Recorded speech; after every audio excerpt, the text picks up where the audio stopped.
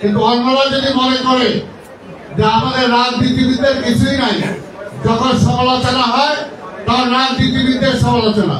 অনেকে পরিষ্কার বলেন যে নির্বাচন, যেরকম হাসিনা বলতো নির্বাচন দিব কেন, তারেকের ক্ষমতা আনতে। আজকে অনেকে মনে করেন যে নির্বাচন দিলেই বিএনপি ক্ষমতায় চলে আসবে, ওই নির্বাচন কেন তো তাড়াতাড়ি দিব। এটাও তো ঠিক না। কাজে এই বিষয়গুলো আমরা চাই যে জনগণের ম্যান্ডেট দিয়ে সরকার চলবে। আজকের এই সরকার একটি অনির্বাচিত সরকার, দীর্ঘদিন চলতে পারে না। এই সরকার আমাদের, আমরা স্বীকার করি, আমরা এনেছি, কিন্তু তাদের দায়িত্ব কতটুকু সেই সীমাবদ্ধতার মধ্যেও তাদের থাকা উচিত।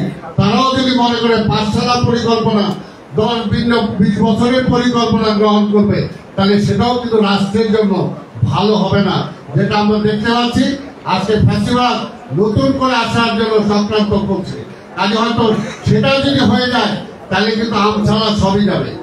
সেই কারণে আমরা বলি এই সরকারের মূল দায়িত্ব একটি গ্রহণযোগ্য নির্বাচন জাতির সামনে উপহার দেয়, একটি গ্রহণযোগ্য নির্বাচনের মাধ্যমে একটি নির্বাচিত সরকার উপহার দেয়া, এবং তার আগে যতটুকু সংশোধন করা দরকার, সংস্কার করা দরকার, সেই সংস্কারগুলো আমরা কিন্তু কেউ মানা করি না।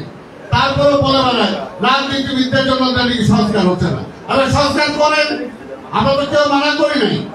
জিয়া রহমান এই দেশে, বাংলাদেশের সবচেয়ে বড় সংস্কারক হলো জিয়া রহমান। জিয়া রহমান প্রত্যেকটা ক্ষেত্রে সংস্কার করেছে, কিন্তু তিনি তো বলেন নাই যে আমার সংস্কার করতে দেন, আমার এটা করেন না কেন? 4 মাস পার করে ফেলছেন, এই 4 মাসের হিসাব মিলাইলে দেখবে যে কিছুই নাই, কিছুই নাই। আমরা বলতেছি সময়টা যাচ্ছে, আর পাশাপাশি আওয়ামী লীগ কালকেও দেখলাম একজন বলতেছে সময় অপেক্ষা করেন, আর কয়েকদিনের মধ্যে আসতেছি। তা আমরা কি ওই আদিবাসী শক্তিকে আবার